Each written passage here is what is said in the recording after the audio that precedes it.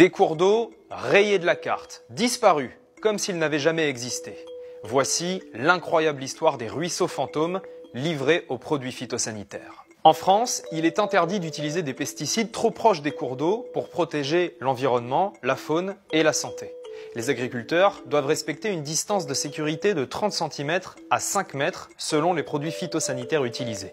Une contrainte certes, mais qui permet de limiter les risques. Sauf que depuis 3 ans, près de la moitié des départements français ont vu certains cours d'eau disparaître des cartes officielles. De nombreux ruisseaux, mares ou fossés ne sont plus considérés comme des cours d'eau et ne sont donc plus protégés contre les pesticides. Au niveau national, plusieurs dizaines de milliers de kilomètres de réseaux hydrographiques ont été rayés des cartes sur décision des préfectures sous la pression des lobbies agricoles. Ces ruisseaux sont toujours bel et bien là, mais ils peuvent désormais être impactés par les produits phytosanitaires en toute légalité. Pour comprendre ce scandale, nous nous sommes rendus en Vendée, dans le sud du Marais Poitevin, une zone dominée par l'agriculture céréalière. Sur la carte administrative, ici on n'a rien. Désolation.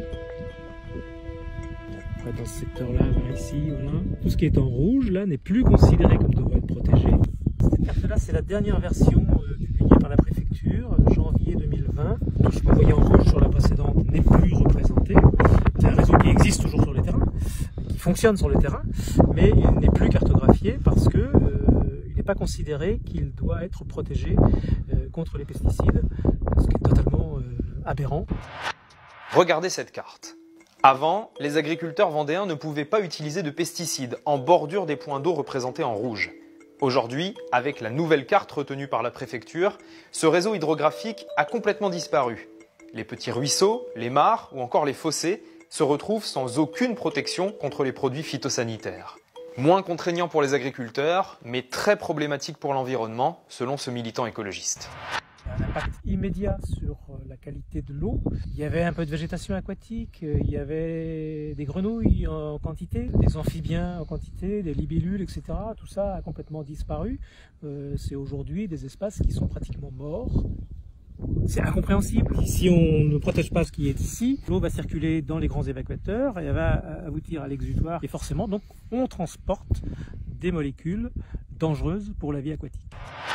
Yves Lequelec nous emmène sur un champ qui vient d'être traité par des pesticides. Là aussi, il est en bordure d'un point d'eau. Alors on a un champ qui, quand on voit la couleur de végétation, montre qu'il y a eu un épandage d'un herbicide. La caractéristique, c'est ces résidus de végétation jaunâtre, desséchés.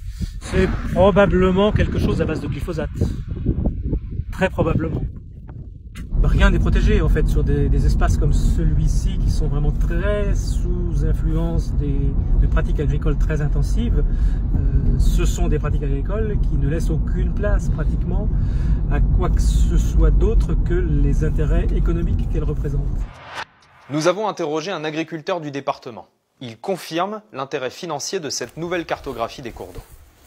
Il y a quand même un aspect économique. Le problème, c'est que si on perd, je sais pas moi, 5 ou 10 mètres autour de la parcelle, cette surface-là qui doit produire, je sais pas moi, 60 quintaux de maïs, de blé, forcément, on n'a pas la vente du produit derrière. Et derrière, on paye quand même les charges des MSA, tout ça, et on aura quand même l'entretien. Nous avons sollicité la FNSEA, le principal syndicat agricole, qui reconnaît des erreurs dans certains cas et souhaite que les agriculteurs et les écologistes se mettent autour de la table pour dresser un nouvel inventaire des cours d'eau.